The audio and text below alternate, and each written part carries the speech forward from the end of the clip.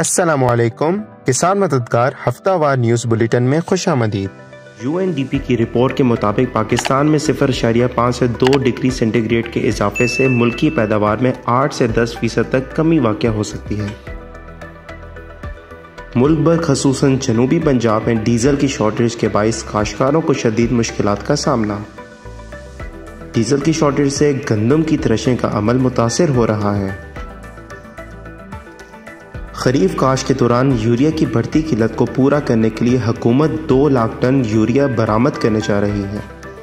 پنجاب کے بیشتر علاقوں میں چاول اور کپاس کی کاشت کا آغاز ہو گیا ہے۔ پشاور سے ہمارے نمائندے کے مطابق رواں ہفتے درجہ حرارت 39 سے 43 ڈگری رہنے کا امکان ہے۔ تیز ہواؤں اور بارشوں کے باعث تیار فصلیں گر چکی ہیں۔ زمینداروں کو چاہیے کہ جلد سے جلد اپنی کٹائی مکمل کر لیں اور نقصان سے بچاؤ کے لیے کسان مددگار کے زرعی ماہرین سے رابطہ کریں۔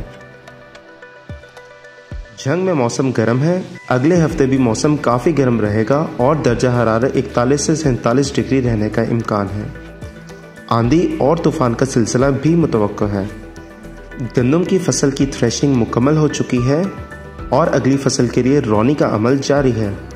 کماد کی فصل ٹرلنگ کے مرحلے پر ہے اور 8 سے 10 دن کے وقفے سے آب پاشی کا عمل جاری ہے۔ ملتان میں اگلے ہفتے درجہ حرارت 42 سے 48 ڈگری رہنے کا امکان ہے۔ گندم منڈیوں میں پہنچ چکی ہے۔ کماد کی فصل کو کچھ مسائل درپیش ہیں جس کو مد نظر رکھتے ہوئے سپرے کیے جا رہے ہیں۔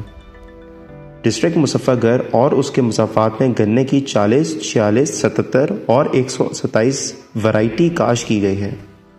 کپاس کی فصل کاشت کرنے کے لیے تیاریاں جاری ہیں۔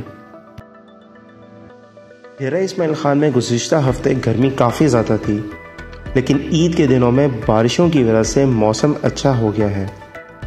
رواں ہفتے درجہ حرارت 39 سے 46 ڈگری رہے گا۔ گندم کی فصل اپنے آخری مراحل میں ہے۔ چاول کی پنیری بھی کاشت کر دی گئی ہے جو کہ 20 سے 25 دنوں میں تیار ہو کر کاشت ہو جائے گی۔ تیز آندھی اور طوفان کی وجہ سے ڈیرہ اسماعیل خان کے کچھ علاقوں میں مختلف فصلوں کو نقصان پہنچا ہے، جس میں سر فہرست سبزیوں کی فصلیں ہیں۔ میاں والی میں اس ہفتے 2 دفعہ ہلکی بارش ہوئی جس کی وجہ سے درجہ حرارت نسبتاً کم رہا۔ اگلے ہفتے درجہ حرارت 39 سے 45 ڈگری رہنے کا امکان ہے۔ گندم کی کٹائی مکمل ہو چکی ہے۔ اسی کے ساتھ خبروں کا اختتام ہوتا ہے۔ اگلے ہفتے انشاءاللہ مزید خبروں کے ساتھ آپ کی خدمت میں حاضر ہوں گے۔ اللہ حافظ۔